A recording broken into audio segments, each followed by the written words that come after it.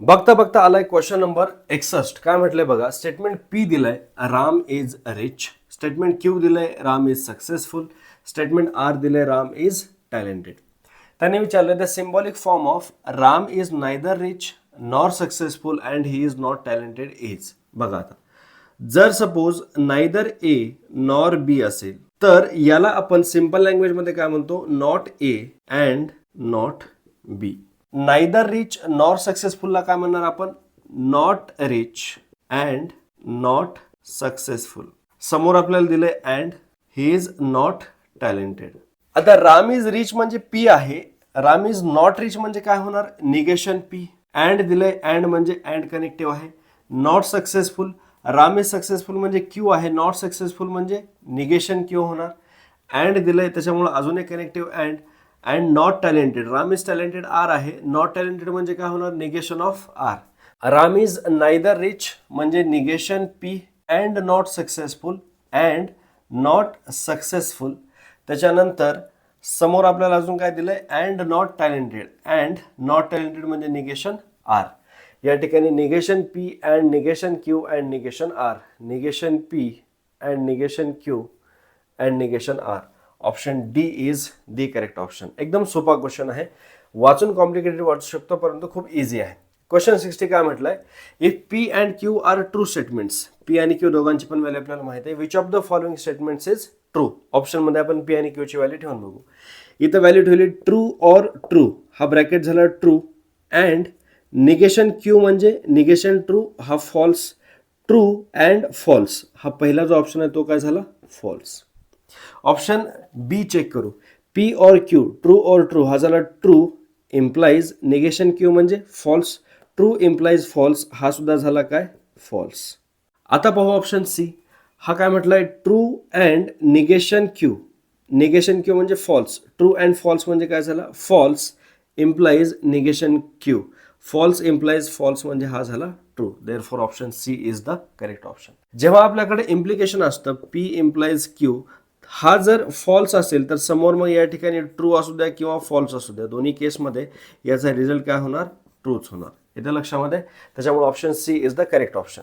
Question 63 काय म्हणतोय, the converse of if X is 0 then we can not divide by X. If आणि then मध्ये statement आहे, if इथं आहे, देन इथं आहे. इफ आणि देनच्या मध्ये जो स्टेटमेंट आहे याला आपण काय कन्सिडर करू, पी. देन आणि समोरचा स्टेटमेंट आहे त्याला आपण काय कन्सिडर करू, क्यू.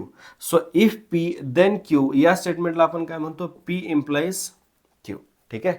त्यांनी विचारलं आपल्याला कॉन्व्हर्स, पी इम्प्लाइज क्यूचा कॉन्व्हर्स काय होणार, क्यू इम्प्लाइज पी. आता क्यू इम्प्लाइज पी म्हणजे काय, if Q then P. We can not divide by X, हे आहे आपल्याकडं गिवन स्टेटमेंट क्यू म्हणून.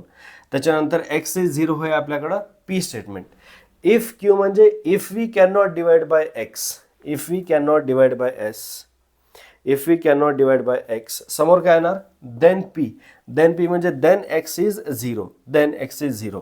Option A is the correct answer. येतं लक्षामध्ये, इफ पी देन क्यू असेल तर पी इम्प्लाइज क्यू. या ठिकाणी पी इम्प्लाइज क्यूचा कॉन्व्हर्स विचारलाय, तो आला Q implies P. Q implies P म्हणजेच if Q then P. If Q म्हणजे if we can not divide by X, then P, P म्हणजे X is 0. Therefore option A, if we can not divide by X then X is 0. एकदम simple question आहे. जगातला सगळ्यात सोपा question म्हणून ज्याचा अपमान केला पाहिजे असा हा 64 नंबरचा क्वेश्चन. काय म्हणतोय बघा, negation of negation P and negation Q is equivalent to. Negation सरळ सरळ अप्लाय करू.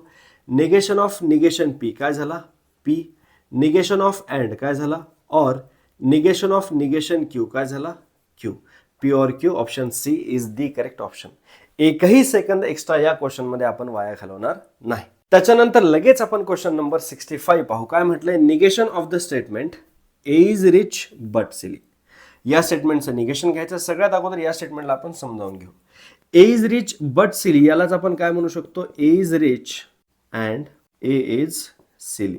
हे आपल्याला समजण्यासाठी ए इज रिचला आपण पी कन्सिडर करू, अँड म्हणजे अँड आहे, ए इज सिलीला आपण क्यू कन्सिडर करू. Given statement P and Q आहे, आपल्याला घ्यायचं आहे त्याचा निगेशन.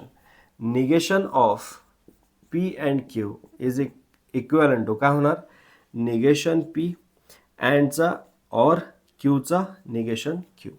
निगेशन पी म्हणजे पीचा उलटा ए इज रिच. ए इज रिचचा उलटा काय होणार? ए इज पुअर. समोर ऑर आहे लिहून टाकला.